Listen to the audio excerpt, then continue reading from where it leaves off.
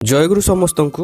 ଆଜିର ଇଷ୍ଟ ପ୍ରସଙ୍ଗ ହେଉଛି ଶ୍ରୀ ଶ୍ରୀ ଠାକୁରଙ୍କର ଇଷ୍ଟବୃତ୍ତି ପାଳନର କଥା। ପ୍ରଫୁଲ୍ଲଦା ଦିନେ ଠାକୁରଙ୍କୁ କହିଥିଲେ, ଠାକୁର, ଆପଣ ହିଁ ତ ସାରା ବିଶ୍ୱର ଭରଣୀୟ ପୁରୁଷ ପ୍ରଧାନ, କିନ୍ତୁ ଆପଣ ବି କ'ଣ କୌଣସି ଭାବେ ଇଷ୍ଟବୃତ୍ତି କରନ୍ତି? ଶ୍ରୀ ଶ୍ରୀ ଠାକୁର କହିଲେ, ଗୋଟିଏ ଦିଗରେ ମା ହିଁ ତ ମୋର ସବୁ, ତେଣୁ ମାଙ୍କ ସାଙ୍ଗରେ ସଂଶ୍ଳିଷ୍ଟ ସମସ୍ତଙ୍କୁ ମୁଁ ସବ୍ରତ ଭାବେ ପାଳନ ପୋଷଣ କରିବାକୁ ଚେଷ୍ଟା କରେ। ଏହିଟାକୁ ମୋର ଇଷ୍ଟବୃତ୍ତି ବୋଲି ଧରି ନେଇପାର, କାରଣ ମାଙ୍କର ତୃପ୍ତିକୁ ଲକ୍ଷ୍ୟ କରି ମୁଁ ଏହା କରେ। ଖେପା, ବାଦଲ ବା ଖୁକିର କୌଣସି ପ୍ରୟୋଜନ ନ ରହିଲେ ମଧ୍ୟ ମୁଁ ମୋର ସାଧ୍ୟ ମତେ ସବୁଦିନ ସେମାନଙ୍କୁ ଦେବି। ଜାଣିଥିଲେ ଆଜିର ଇଷ୍ଟ ପ୍ରସଙ୍ଗ।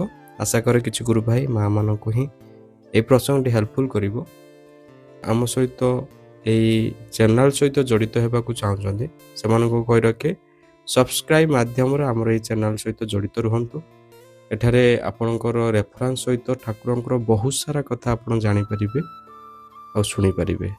ଆଶା କରେ ଯେଉଁମାନେ ସବସ୍କ୍ରାଇବ୍ ନ କରି ପଳେଇ ଯାଉଛନ୍ତି, ସବସ୍କ୍ରାଇବ୍ କରନ୍ତୁ। ଜୟ ଗୁରୁ।